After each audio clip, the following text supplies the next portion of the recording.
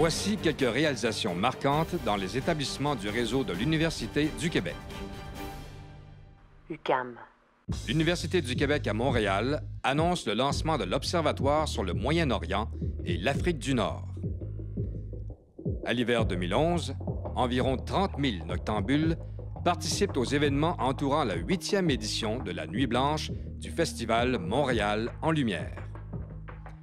Et plus d'1,4 million de dollars est octroyé pour la nouvelle chaire de recherche industrielle CRSNG Hydro-Québec. La chaire UQAT-UQAM, CRSNG, en aménagement forestier durable, est une chaire qui est pilotée par mon collègue Yves Bergeron en Abitibi-Témiscamingue et à l'UQAM. Et cette chaire-là s'intéresse à toutes les questions d'aménagement durable de la forêt publique, de la forêt boréale. Et cette chaire est opérationnelle et fonctionnelle depuis 1998. L'idée de cette chaire-là est d'optimiser nos méthodes d'intervention et de permettre une cohabitation qui est peut-être plus harmonieuse entre les arbres et les infrastructures, entre autres d'Hydro-Québec, mais ça va nous amener à réfléchir à un niveau probablement plus global sur la présence de l'arbre dans les milieux habités. UQTR. L'Université du Québec à Trois-Rivières exporte son expertise dans le cadre de projets majeurs en Haïti, au Cameroun, au Maroc et au Mali. Et participe à l'initiative de développement économique innovante Savoir à faire Mauricie. Du 7 au 11 février 2011, la ville de Shawinigan fut le berceau d'une première nord-américaine. À l'initiative de l'Université du Québec, l'événement Savoir à faire Mauricie voyait le jour. Son but, dynamiser l'économie de la région mauricienne par le développement de projets novateurs initiés par un choc des idées entre étudiants universitaires et entrepreneurs. UQAC. L'Université du Québec à Chicoutimi est dotée d'une nouvelle chaire de recherche du Canada pour une dramaturgie sonore au théâtre. Et Rio Tinto Alcan renouvelle son association avec le Cural jusqu'en 2015. De plus, l'UQAC s'entend avec Aluminerie Alouette pour la mise sur pied d'une chaire industrielle sur le carbone. Le Cural, c'est quand même assez jeune. C'est un centre de recherche universitaire qui est né au début des années 2000. Mais il faut savoir qu'à l'UQAC, on réalise des activités de recherche dans le domaine de l'aluminium depuis près d'une trentaine d'années. Eh bien, au cours de la dernière année 2010-2011, les grandes réalisations dans le domaine de l'aluminium ont été essentiellement la création de notre centre de caractérisation Cural qui vise le maintien et la pérennité de nos équipements en place, qui nous permettent de maintenir nos activités de pointe. Et également la signature de ces deux partenariats, soit celui avec Rio Tinto Alcan dans le domaine bauxite-alumine, qui nous permet d'assurer la bonne réalisation de leur activité de recherche pour les 5 prochaines années avec un budget de l'ordre de 4 millions de dollars. Et également l'entente avec Aluminerie Alouette dans le domaine des technologies du carbone sur 5 ans également pour un montant de 2,7 millions de dollars qui nous permet de faire renaître des activités de recherche sur le carbone qui avaient subi un ralentissement au cours des dernières années.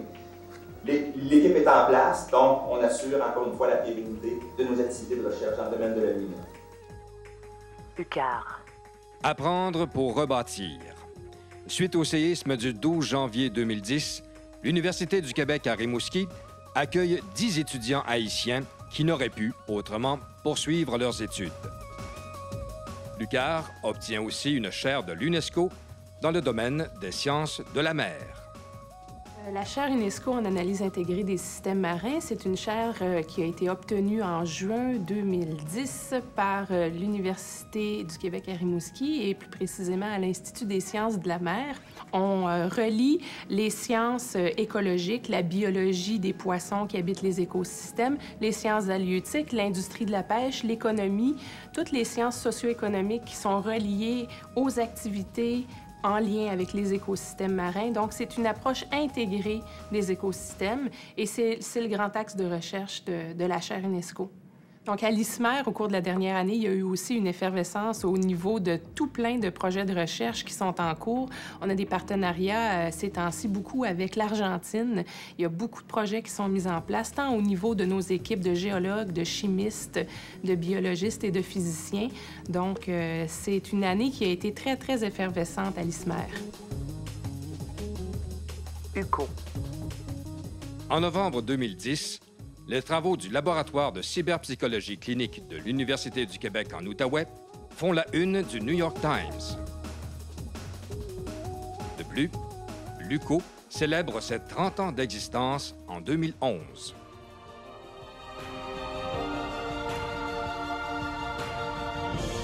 Le 10 mars 1981, après 10 années marquées par le travail acharné des fondateurs, les services universitaires de l'Outaouais faisaient place à l'Université du Québec à Hull. Les lettres patentes reçues faisaient enfin d'elle une constituante du réseau de l'Université du Québec et une université à part entière.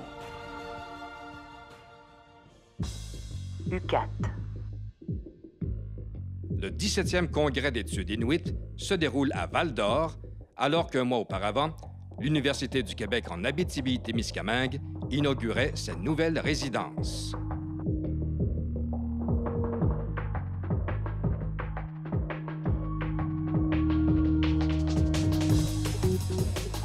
INRS.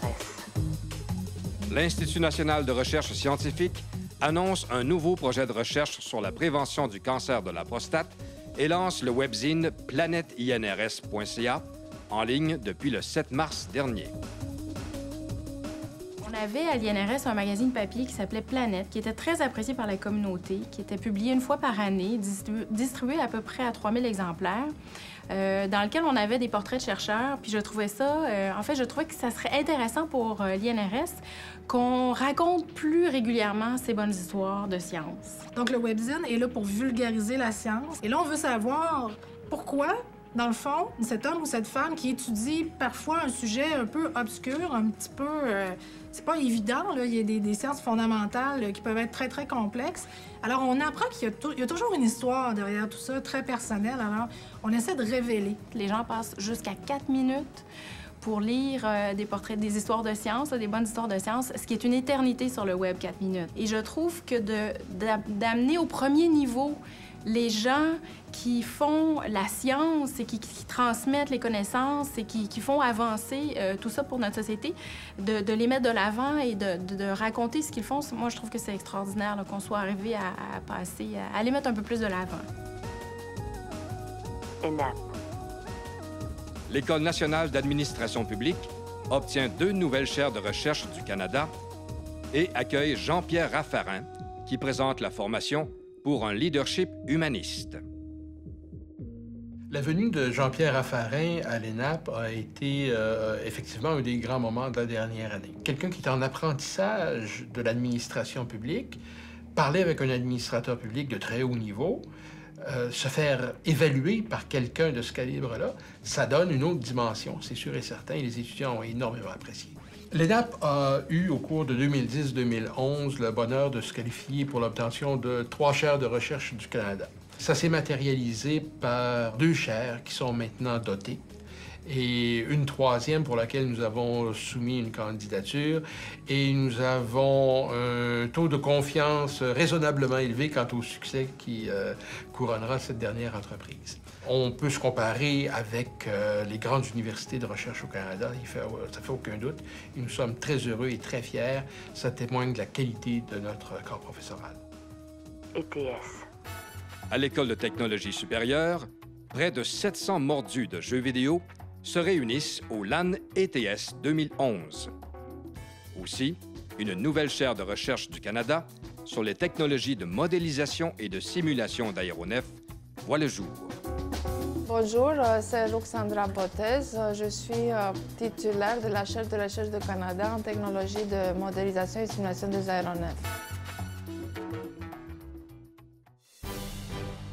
Félicitations et merci aux 6300 professeurs et chargés de cours et aux 4000 employés réguliers qui assurent au quotidien la mission universitaire d'enseignement et de recherche des établissements du réseau de l'Université du Québec.